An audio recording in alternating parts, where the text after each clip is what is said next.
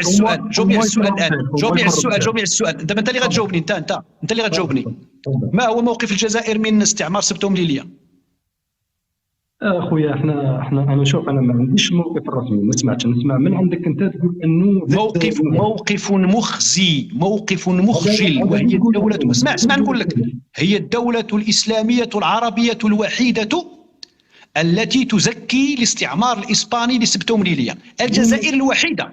ممكن تقول لي وين التصريح، ولا ممكن نعرف التصريح مصدر؟ إلا بغيت أنا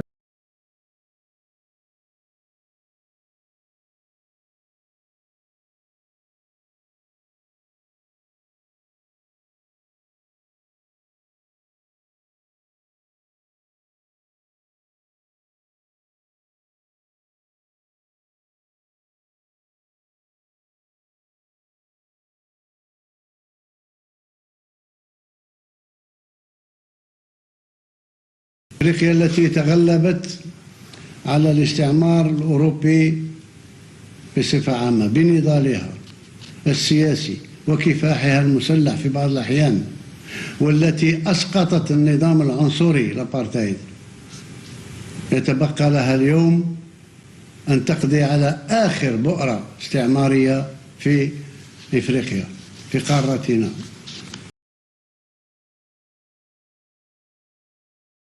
أن تقضي على آخر بؤرة استعمارية في إفريقيا، في قارتنا.